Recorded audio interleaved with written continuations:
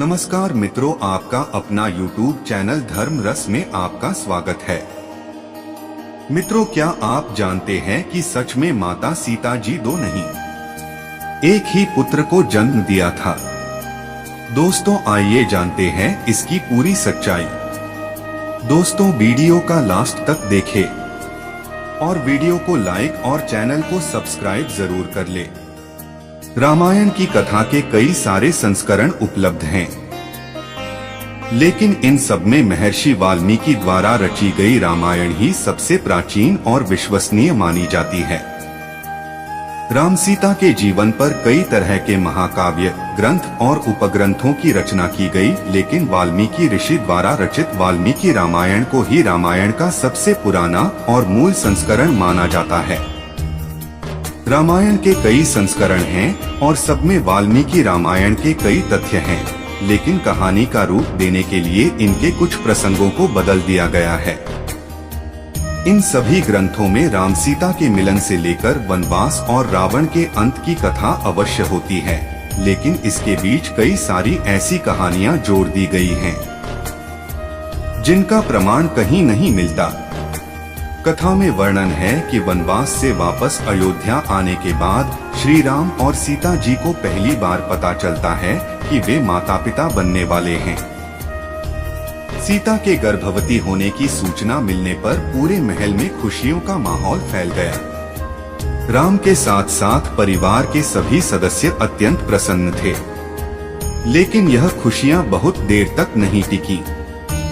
जब यह बात प्रजा तक पहुंची तो लोग सीता को शक की नजरों से देखने लगे। जल्द ही यह बात सबको पता चल गई कि सीता जी अपने पति से दूर लंका में रहकर आई हैं, और यह सब जानते हुए भी श्री राम ने उन्हें अपना लिया। लंबे समय तक रावण की लंका में रहने के बावजूद भी सीता जी अयोध्या के महल में सुखी थीं, और यह बात वहां की स्त्रियों को चुभने लगी। अयोध्या की सभी पत्नियां राम का उदाहरण देकर अपने पति का विरोध करने लगी। जब यह बात श्री राम तक पहुंची तो सीता जी ने स्वयं ही अयोध्या छोड़कर चले जाने का फैसला कर लिया।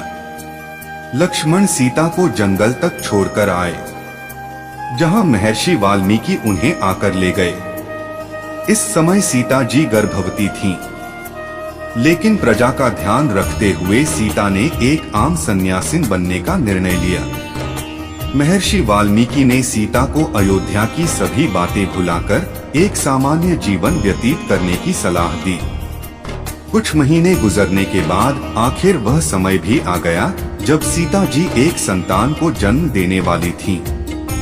इस बीच न उन्होंने अयोध्या के साथ किसी प्रकार का कोई संपर्क साधने का प्रयास किया और न ही वहां से वाल्मीकि आश्रम में कोई संदेश आया।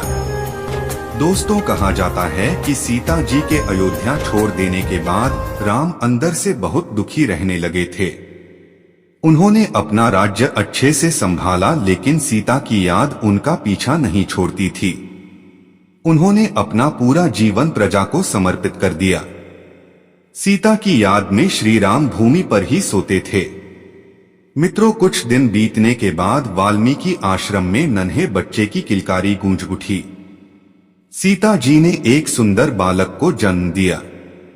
सीता जी द्वारा संतान को जन्म देने की घटना से संबंधित कई कहानियां प्रचलित हैं। लोक कथाओं के अनुसार तो सीता जी ने एक साथ दो बालकों को जन्म दिया था, लेकिन महर्षि वाल्मीकि द्वारा रची रामायण में इसका उल्लेख नहीं मिलता, न ही इस बात को कोई प्रमाण दिया जाता है। जिस पुत्र को सीता जी ने जन्म दिया उसका नाम लव रखा गया। लव के जन्म के बाद सीता जी का अधिकतम समय उसके पालन पोषण में गुजरता। आश्रम के अन्य लोग भी उसका ध्यान रखने में सीता जी की मदद करते। एक अन्य कथा के अनुसार कुश के जन्म की अलग कहानी है। एक दिन सीता जी कुछ आवश्यक लकड़ियां लाने के लिए आश्रम से बाहर के पास स्थित जंगल जा रही थीं, लेकिन उन्हें यह चिंता थी कि वह लव को कैसे लेकर जाएं। निकलते हुए उन्होंने वाल्मीकि जी से लव का ध्यान रखने को कहा।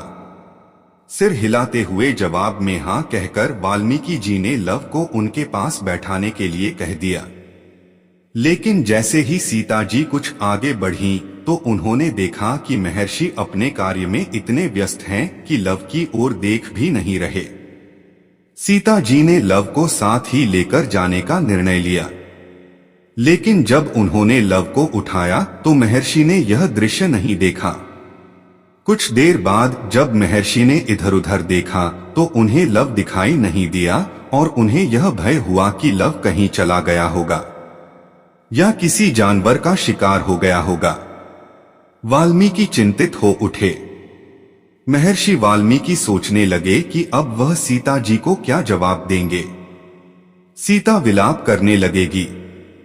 इसी डर के कारण वाल्मीकि जी ने पास में पड़े कुशा, घास को लिया और कुछ मंत्र पढ़ने के बाद एक नया लव बना दिया। यह लव हूबहू पहले जैसे लव की तरह ही था। उन्होंने सोचा कि सीता के वापस लौटने पर वो उन्हें यही लव सौंप देंगे और कुछ नहीं बताएंगे। कुछ समय के पश्चात जब सीता आश्रम लौटीं तो उन्हें देख महर्षि चकित रह गए। उनके पास लव को पहले से ही देख वे अपनी आंखों पर विश्वास नहीं कर पा रहे थे। पूछने पर मालूम हुआ कि सीता जी लव को अपने साथ ही ले गई थीं। लेकिन नए लव को देखने के बाद सीता जी अत्यंत प्रसन्न हुई। कुशा के कारण जन्म होने की वजह से उसका नाम कुश रखा गया और वह श्री राम और सीता जी की दूसरी संतान के रूप में जाना गया, जहां महर्षि वाल्मीकि उन्हें आकर ले गए। इस समय सीता जी गर्भवती थीं, लेकिन प्रजा का ध्यान रखते हुए सीता ने एक आम सन्यासिन बनने का निर्णय लिया। महर्षि वाल्मीकि ने सीता को अयोध्या की सभी बातें भुलाकर एक सामान्य जीवन व्यतीत करने की सलाह दी। कुछ महीने गुजरने के बाद आखिर वह समय भी आ गया जब सीता जी एक संतान को जन्म देने वाली थीं। इस बीच ना उन्होंने अयोध्या के साथ किसी प्रकार का कोई संपर्क साधने का प्रयास किया और ना ही वहां से वाल्मीकि आश्रम में कोई संदेश आया। दोस्तों, कहा जाता है कि सीता जी के अयोध्या छोड़ देने के बाद राम अंदर से बहुत दुखी रहने लगे थे। उन्होंने अपना राज्य अच्छे से संभाला, लेकिन सीता की याद उनका पीछा नहीं छोड़ती थी। उन्होंने अपना पूरा जीवन प्रजा को समर्पित कर दिया।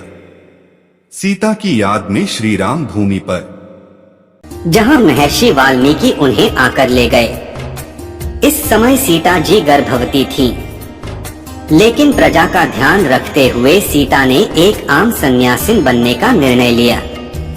महर्षि वाल्मीकि ने सीता को अयोध्या की सभी बातें भुलाकर एक सामान्य जीवन व्यतीत करने की सलाह दी। कुछ महीने गुजरने के बाद आखिर वह समय भी आ गया जब सीता जी एक संतान को जन्म देने वाली थीं। इस बीच ना उन्होंने अयोध्या के साथ किसी प्रकार का कोई संपर्क साधने का प्रयास किया